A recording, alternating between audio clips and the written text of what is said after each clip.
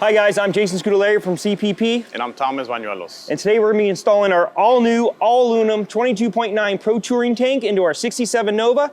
You ready? Yes, sir. Let's do it.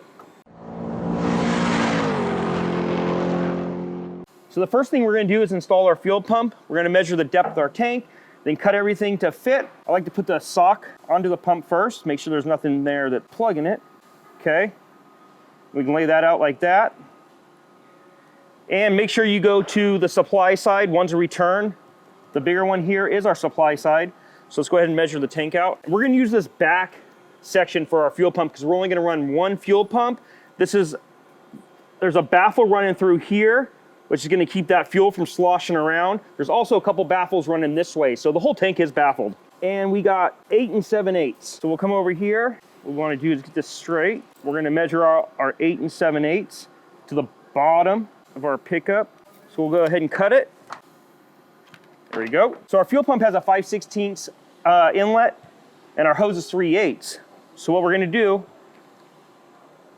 we're gonna put that where it needs to be.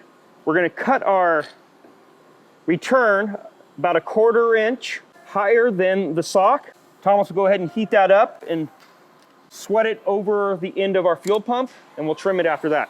Once that's done, you can just trim it. Get our supplied clamp. All right, so I like to get this in here before I put that fuel sock on there because I want to make sure everything's going in the right direction. I want to make sure our vent, our supply, and our return are. I like that, like that. That way I can get this in the right position. Don't forget we have a baffle here, and that's going to fit this way inside that baffled area, so we're not hitting anything. You can run these in series so that this pump's feeding this pump to fill up this whole area, or you can run 2 fuel pumps to the engine. All right, now we know what we're doing here and what direction. We'll go ahead and put that there. And these are all nice tight fits, so you don't have to worry about leaking. And then it's got a clamp on top of it. There you go. Okay, that's like that, and that's like that. Just for security, we'll put a clamp on there that's supplied with the kit. Plug our fuel pump in, install this O-ring. Another benefit of this tank is they machine this little area here for an O-ring seal. So we're gonna go ahead and drop our pump. Just kind of work everything in there. All right, with that all in place, Thomas is gonna go ahead and cap this side off while I get our fuel sending unit ready. So we're gonna get ready to install our fuel sending unit. Makes it real easy. All the math is back here on exactly how to measure and then how to get your height and your float. So I'm gonna double check my measurements again. So be at 8.5. This is gonna be 4 1/4. That's from here to the pivot point. 4 1/2, 4 1/4 right there. So we'll lock that down. Set our float, 8.5, 5.3. You don't wanna put it in backwards. You wanna make sure you put it in the long ways where the stoppers are, because if you put it in the other way, it's gonna read backwards. That looks good. Go ahead and make sure you set your float to the right direction. There we go. We'll trim this end down here. All right, that's all adjusted.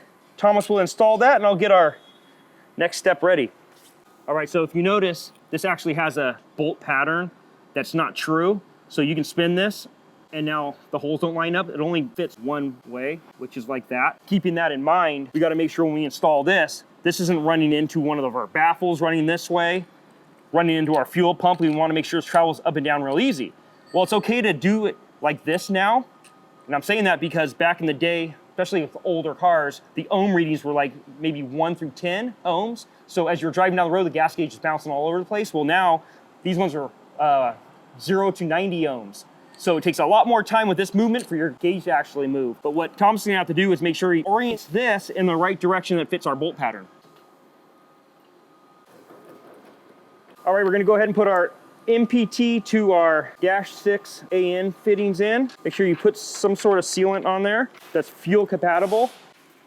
All right, so we got 2 bungs welded back here on the tank. One on the lower side would be if you were running a carburetor, and then we have an upper one for a vent, and that works really good on these cars. We can run this vent over to the filler tube vent, and it's gonna allow us to fill our car much easier without any backsplash of the gas by pumping it in. All right, we got most of our tank all wrapped up. We're still not sure what fittings we're gonna use for the return and the supply and then also the vent, but we're gonna get the old tank out and figure that all out. We got our fittings here, we got some line here, we got a regulator we're gonna have to plumb in there, and we got a gauge that we're gonna adjust everything with, but we'll get more into that once we get this tank in there. So we got the tank out of the car, and the old tank had the straps wrapped around it like your stock tank would. This one's not secured like that. This one actually has mounts on the tank itself. And we got some hardware here we're gonna install first, and then we'll get the tank up in there. These are just carriage bolts, just kind of like the ones we took out. We got these little tie plates here. They go up inside here. It's that easy. You won't have those ugly straps around your tank, so you'll clean it up a bit under here. All right, so I actually had to reclock this. I was 180 off just because of where I was standing, and well, no excuses. I put it in wrong. So now we got it reclocked how we want it. We're gonna go ahead and start making some lines. I'm gonna leave them long, and then once we get the tank in there, we can connect them on the other end. So let's get going. We're using all push lock, which is super easy. It's good up to 250 pounds. And the way that works is they've got these little barbs on there. You can slide them on one way, but you can't pull it off. In order to get this off, you'd have to cut the hose. I'm gonna go ahead and mark these, so once it's in the car, I know what they are. That'll be our supply. This will be our return. And then I'm gonna put a vent on here now. We'll go ahead and put a clamp on there. All right, all that's left is to get the tank in there. Our car's already equipped with the EFI. The wiring's already there, so before we get the tank completely up in there, we'll go ahead and hook our connections up and secure our tank, finish our lines, install our regulator, fire this baby up. Let's do this. Right now I'm hooking up the wiring for the fuel sending unit, and then I'll go over to the fuel pump and connect those two wires, and then we can hang the tank. All right, so we're gonna raise the tank. Just make sure and be careful you don't pinch any wires or fuel lines or vents. All right, tank is in. We got a couple lines, including 2 vents, a return, and a supply line. The regulator's been mounted. After all that, we'll put some gas in there, adjust the regulator to 62 pounds, see if the car will fire up. Everything's up in place. We're gonna now get our lines going, and we gotta get to the regulator with a return and a feed. So I found the 2 fittings I wanna use. We're gonna stick them up there. That way we can run our lines and trim our hose where we need to.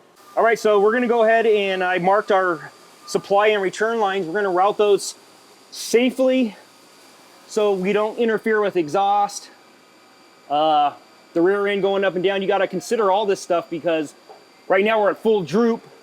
And once the car's loaded and then you're hitting speed bumps or just driving down the road, you wanna make sure your lines aren't getting pinched. All right, so Jason hooked up the vent and return lines over here.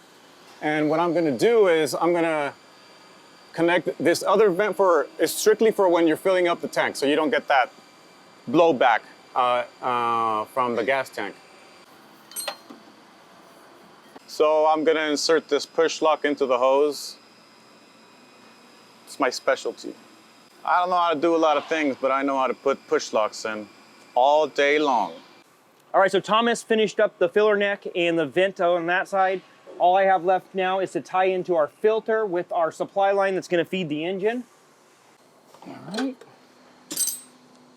All right, that completes our plumbing. We'll get the car down, again, add some fuel and set the regulator and fire her up. To increase our fuel pressure, we're gonna go ahead and wind the set screw in. We're gonna reach the 58 PSI mark, which is on the gauge. Once you set your pressure, be sure to lock down the locking nut on your regulator. And when you're ready to order your classic car or truck parts, be sure to give us a call or visit classicperform.com.